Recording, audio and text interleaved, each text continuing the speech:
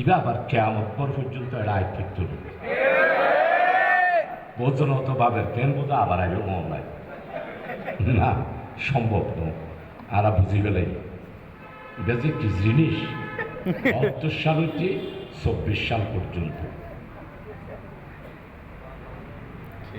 ২১ বছর পর ক্ষমতায় আসার যা করেছে ওনার আব্বা যা করেছে ওনার আব্বা তো আমাদেরকে খতমই করে দিছিল আমাদেরকে নিচ্ছিন্নই করে দিছিল তো আল্লাহর মেহেরবানি আমাদেরকে নিচ্ছিন্ন করা সম্ভব হয়েছে বলেন না সম্ভব হয়েছে হয় নাই হবেও না আল্লাহর মেহেরবানি আল্লাহর দয়া আমরা আল্লাহর উপরেই ভরসা করছি বৈষম্য ছাত্র বিরোধী আন্দোলন এবং বাংলাদেশ এই দেশটা অত্যন্ত সুন্দর দেশ অত্যন্ত ভালো দেশ একজন মসজিদের ইমাম সাহেবকে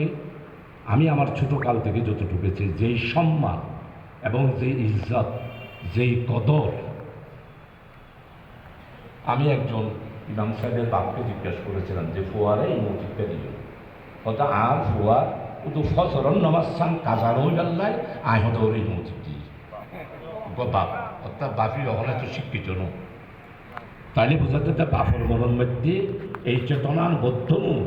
যে আর ফোয়ারে এই মসজিদ দিলে ফজরন ওয়াসান কাজানো হইব ঠিকভাবে ফজরন ওয়াসান হইব এই যে মুসলমানের মধ্যে একজন নিরক্ষর আলেমের একজন বাপের যদি এই চেতনা হয় তাহলে আমাদের এই দেশের তৌহিদি জনতার চেতনা আপনারা চিন্তা করে দেখুন আমাদের দেশের গরিব গরিব মানুষের ছেলেরা যে মাদ্রাসায় ছাত্রদের হেফজখানায় হেফজ করার জন্য যে এখন তো সেটা এত বেশি প্রবাহ হয়েছে আর্মির ছেলেদেরকেও হেফজখানায় দিচ্ছে পুলিশের ছেলেদেরকেও মাদ্রাসায় দিচ্ছে এটা একটা বিশাল বিপ্লব এই বিপ্লবের পিছনে জামাত ইসলামীর অবদান জামাত ইসলামী একটা বিশাল পরিবেশ সৃষ্টি করেছে বলেই আজকে পুলিশের ছেলে ডিসির ছেলে আর্মির ছেলে মাদ্রাসায় লেখাপড়ার জন্য দিচ্ছে তাদের বিশ্বাস হলো মাদ্রাসায় লেখাপড়া করলে সে চরিত্রবান হবে সে মুসলমান হবে সে আল্লাহকে চিনবে সে রসুলকে চিনবে আর মাদ্রাসায় না পড়লে কি হবে এটা বিস্তারিত বিবরণ হয় আর মনে বাইব নাহলে টাটাক টাটাক টাটাক টাটাক আর বলি কিশোর গ্যাং অজ্ঞ মাদ্রাসার ছাত্র কিশোর গ্যাং হয়েছে না হয় না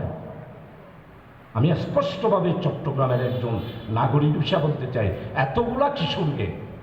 এতগুলা ছিনতাইকারী এতগুলা হাইজাকার এতগুলা ভূমিদস্যু কই একজন আলেমের নামও কেউ দিতে পারছে পারে না এখনো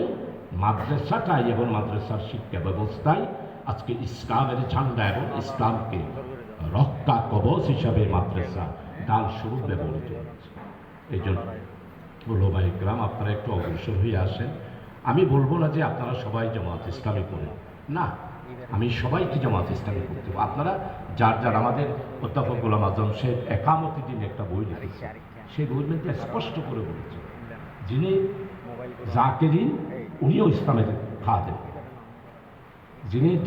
দর্শ দিচ্ছেন উনিও ইসলামের খাদেম যিনি মসজিদের ইমামতি করছেন তিনিও ইসলামের খাদেম